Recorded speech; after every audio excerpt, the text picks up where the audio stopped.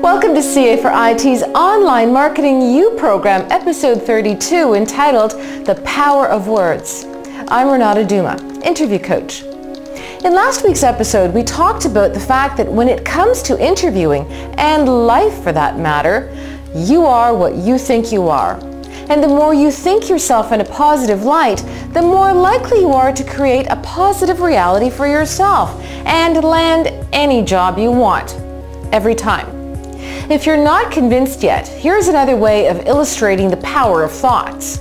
I'm sure you, like everyone, have had to perform some tedious task like balancing a spreadsheet, doing dishes after a wild party for 20 of your closest and most intimate friends. Or let's take weeding a garden, for example. Not fun. Definitely not fun. Or can it be? Let's look at it this way. It's time to weed that wicked garden of yours again. So you say to yourself, like most people do, because we're a society of moaners. More on that coming up. Okay, here I go. Man, this really sucks. I don't want to do this. Can I do this later? Maybe I can get away with not doing this at all. In fact, I really don't mind the way the weeds look.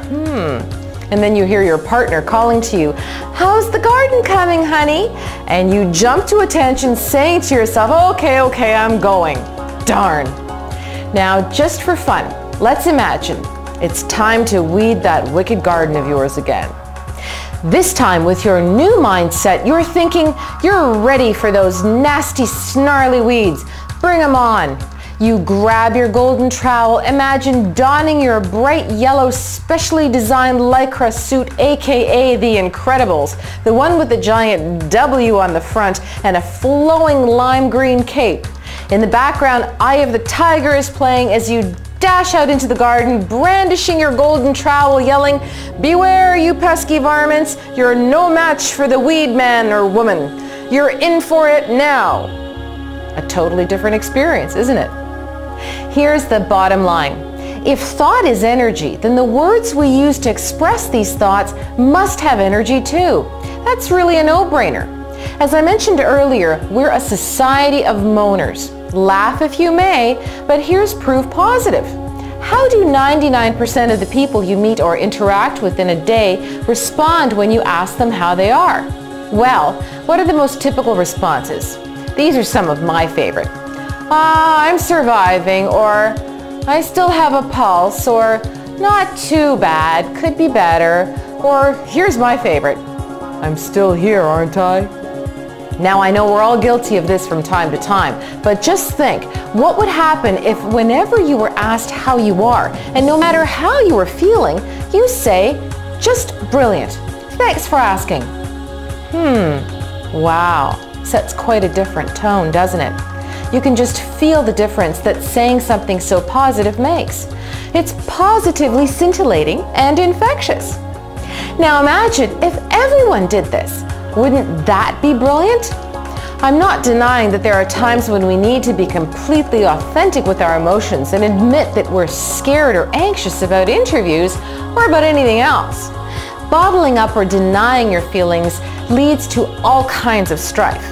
There's a time and place for everything, and recognizing your true emotions is vital to maintaining balance in one's life.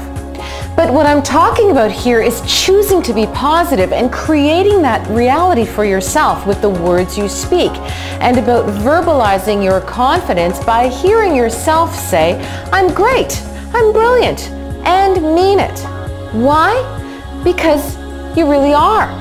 If you don't believe it, why should anyone else believe it about you? Happiness is a choice, not a byproduct of any action. How many times have you said to yourself, "Things will be better when I land that job," only to say the same thing again after having landed the job?